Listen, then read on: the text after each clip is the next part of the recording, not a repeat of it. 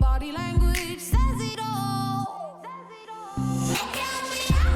So I am beyond thrilled to have the three of you specifically here today, talking to you about confidence, with you about confidence, because I really think the three of you exude it in very different areas of life. Julie, obviously your incredible music career, and now moving into a real soulful, deep connection to health. Leslie, obviously with you in fashion and design, and Stephanie, hello social media, hello beauty. And none of these areas are, let's say, welcoming. So I'm curious as to how you have shown up in these spaces and how confidence has played a role. Well, confidence to me has been something that, whether it's society or culture or whatever, has put it as this outside thing, almost like prayer, like praying to this God above the clouds. So it's like this confidence is over there to go pick up sometimes. This confidence is over there. And for me, confidence has always been currency. It's always been, that's the dollar I need to spend. Woo, I love that already. You're giving me chills already. Okay, confidence, that's currency. It's currency. And my guy friends, I'm happy I've always been kind of like the only girl in the all guy crew with like Cardinal and Jacqueline and the rest of them. And I've been able to be, I guess, the pillar of confidence and self-worth and dignity, because that's exactly what it was. It had nothing to do with my body, nothing to do with even my voice. And this last year, being able to dip into that reservoir, into that savings account, honey, because that's the whole thing. You don't want to be in overdraft. Overcompensating. No. Put you in overdraft. It's so true. The fact that it's coming from in you, not out of you. And I think that's a real switch for everybody to get.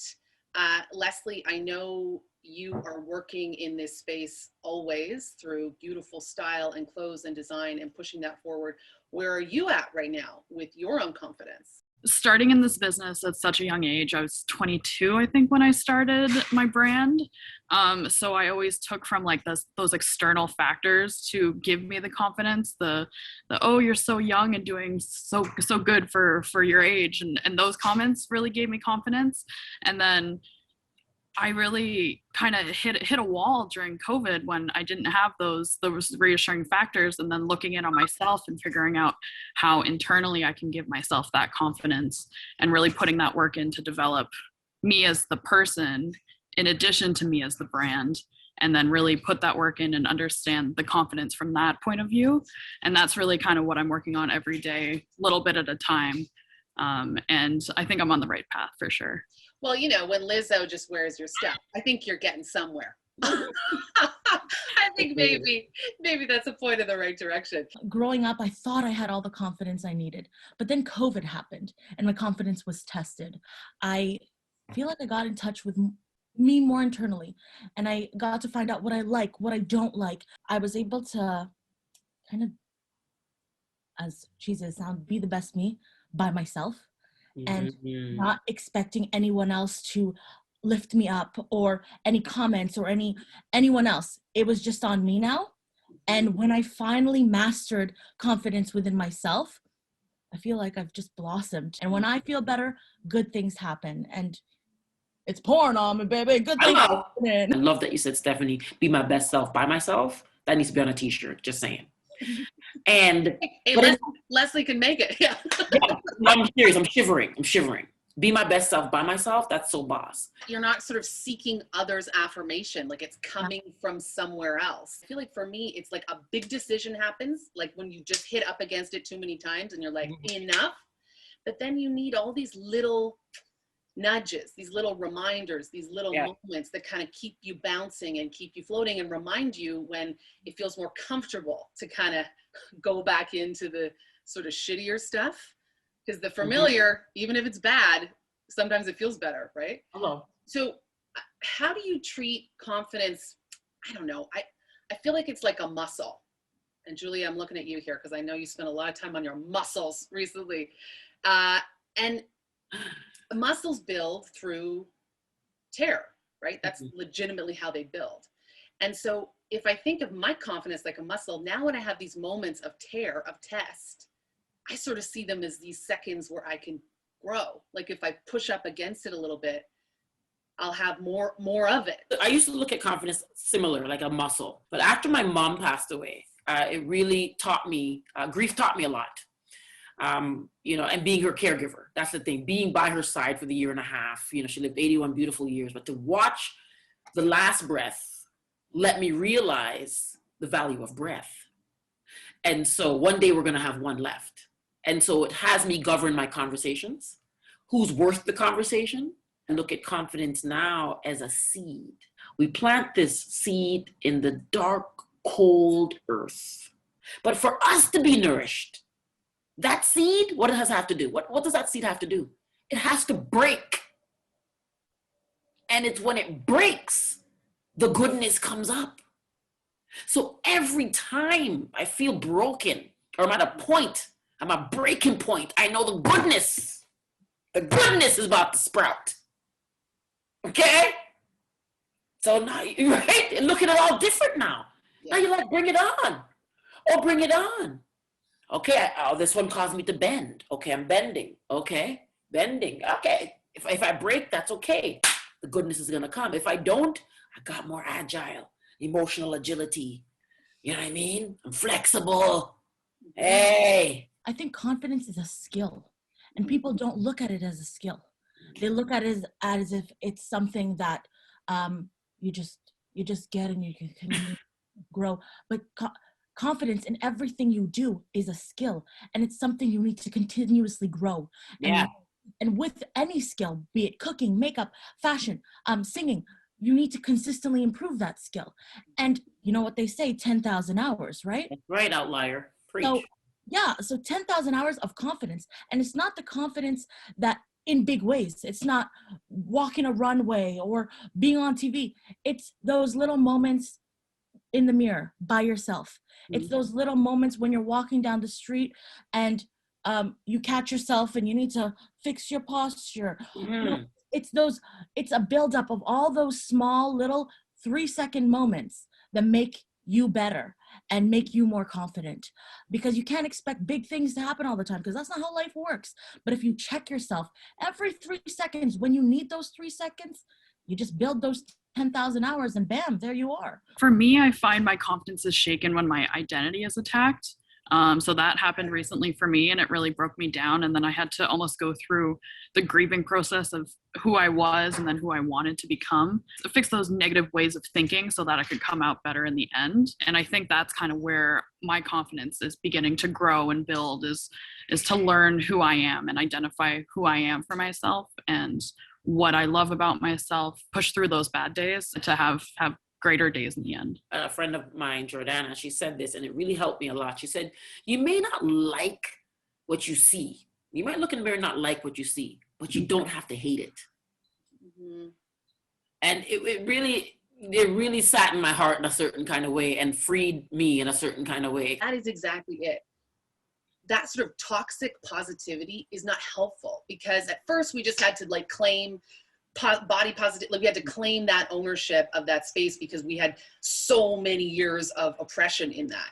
But now that can almost feel alienating, because you're like, well, I do see things that I think are okay to want to work on. And so to be able to accept it and see it and not add on the heap of the hate, I think is so smart. And you're right, it's like a shift. Because then once you start piling on the hate, then you've got a whole other problem. And you never actually get to the root of what's going on, because you're dealing with the distraction. Yeah. Similar. I mean, things like having knee surgery when I was 11 years old. So I walked around with these scars on my legs, which I still have. And it got to one point in my life when I was putting out my album Revival, and it was so Motowny, and Papa wanted to put me in these little dresses and all that. And I was like, but my scars. And he was like, but your scars tell a story. I could cry right now, And to this day, it's like every scar has a story attached to it. Right? So amplify that story. And it's what it's helped you get through. It's not what's happening to us, it's what's happening through us. In terms of that relationship of body and confidence, because I think confidence exists on its own, but body confidence is a whole other space. Leslie, I know that has been something that you have personally championed in your work since the start? As a designer, like many others, I started out watching fashion television, and I always saw one skin color, one body type, and coming into my own and wanting to be a part of the fashion industry. That's one thing I wanted to expand on and invite all bodies and all shapes and skin colors into this amazing world, because it is so great to figure out that perfect design that gives you that confidence. And as a designer, that's really kind of what I hope to do every day. The language of what we put onto our body is so real and so true to how we're feeling. And even personally for myself, I've developed this brand as something that me as an individual can look up to and aspire to know that if I can put on something and give myself that extra push, that's really what I'm trying to do as a designer, and then hopefully grow into my own and have that confidence as well. Yeah, when curvy women design clothes for curvy women, it changes the game. Because, you know, when I put on something you've made, it's just like, oh, Yeah. You know what I mean? You make clothes to celebrate my natural self, as opposed to like, give me a dress that solves my problems. Steph, you have been in that beauty space for a while, and it is, I'm sure, a space you have carved out for yourself and now are owning. So talk to me about getting into that and your own relationship with your body and your shape. My story in taking up space in the community has been a very challenging one. I am a plus size Asian woman who comes from a low income family, who doesn't have the lighting, doesn't have the PR contacts. I started from scratch, okay? I wasn't doing makeup all my life. I was in law before this, and I had to make my own space. I had to create my own path in the Canadian industry, because everybody that was doing what I'm doing now is blonde, blue-eyed, size 2. I'm not the typical Canadian girl, and I found power within that. When you take your power and you share it, you amplify the voices of others, and you share your story and your journey, other people feel like they can share theirs. And that's when community happens. And when community happens, change happens. And with all that, change happened within myself. And I'm so grateful for the honesty with which you've spoken with today. I'm also conscious that you're all booked and busy. So I want to maybe wrap this with a sharing of something that you say to yourself. I don't know if you want to categorize that as a mantra. It's something you say to you that has helped you in moments of, am I going to go this way or that way? I don't think I have a mantra per se. I think it's just like a feeling internally to remind myself who I am and knowing that I can push forward through anything. It's the way I think.